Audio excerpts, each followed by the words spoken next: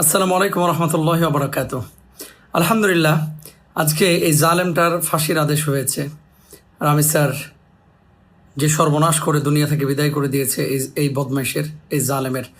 এখন কথা হচ্ছে, সরকারকে তো ধন্যবাদ জানাই, আমাদের মহামান্য বিচারক এবং বিচারালয় আদালতকে আমরা ধন্যবাদ জানাই। একটা রিকোয়েস্ট, একটা অনুরোধের জন্য আজকের এই ভিডিওটা করছি।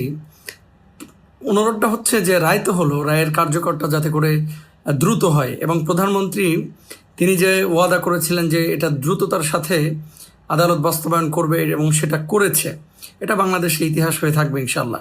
কিন্তু রায়টা কার্যকর তো সাধারণত আমরা দেখি জেলখানার নির্দিষ্ট স্থানে হয়ে থাকে, বা কন্ডেম সেলের আশপাশে যেই সুনির্দিষ্ট স্থান সেখানে হয়ে থাকে।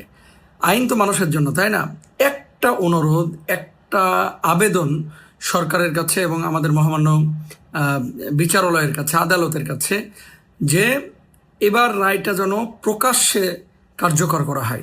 ধরেন মিরপুর শের বাংলা স্টেডিয়ামে একেবারে প্রকাশ্যে, অথবা বায়তুল মোকাররমের দক্ষিণ গেটে, অথবা বায়তুল মোকাররমের উত্তর গেটে, অথবা 0 পয়েন্টে, যেখানে যে কিলোমিটার লেখা আছে, লাল যে বৃত্তটা, বায়তুল মোকাররমের দক্ষিণ গেটের কোনায় যেই 0 পয়েন্ট, এখানে নিয়ে প্রকাশ্যে এরা এটা কার্যকর করেন। দেখেন, আড়ালে যখন শাস্তি প্রদান করা হয় না, তখন যারা অপরাধী, এদের ভিতরে অপরাধ বোধ অনেক সময় কাজ করে না, মানে অন্য যারা এই ধরনের অপরাধের সাথে জড়িত, আমি কাদের কথা বলতেছি নিশ্চয় বুঝতে পেরেছেন। মানে যিনি ফাঁসি যাকে দেওয়া হলো, তো চলেই গেলেন, কিন্তু এই ধরনের অনেক অপরাধী যারা আড়ালে আছে, এটা যদি প্রকাশ্যে দেখে, তাদের কলিজা, তাদের প্লীহা কেঁপে উঠবে। আর যদি এটা তাদের আড়ালে দেওয়া হয়, তাহলে এই ভয় কিন্তু তারা পাবে না। তারা জানছে যে ফাঁসি হবে, কিন্তু কিভাবে ফাঁসিটা হয়, তার আকুতিটা কী, এবং সে যে বাঁচার জন্য ছটপট করে, সে যে টিকে থাকার জন্য অনুরোধ করে, অনুনয় করে, আবেদন করে, আকুলতা দেখায়, ব্যাকুলতা দেখায়, এই জিনিসগুলোতে আর দেখানোর সুযোগ থাকে না। এই জন্য আল্লাহ সুবহানাহু ওয়া তাআলার যে নিজাম, যে কিসাসের বিধান, যদিও আমাদের রাষ্ট্রীয় ল অনুযায়ী কিসাসের বিধান নেই, আমরা সরকারের কাছে বলবো যে আইন তো মানুষের জন্য, তাই না?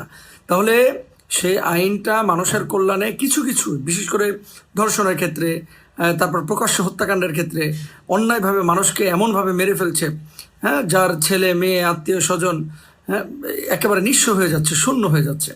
একজন মানুষের ওপরে, একটা ফ্যামিলির, কর্মক্ষম ব্যক্তির উপরে পুরো ফ্যামিলিটা নির্ভরশীল। এদেরকে তো অনেকে শেষ করে দিচ্ছে রাস্তাঘাটে, তাই না?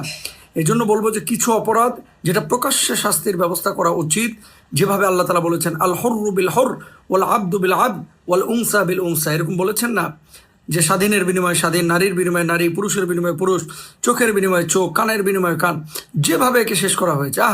প্রথমে নাকি নাকের হাড্ডি ভেঙে ফেলা হয়েছিল, এরপরে নাকি দেহ থেকে মাথা আলাদা করা হয়েছে।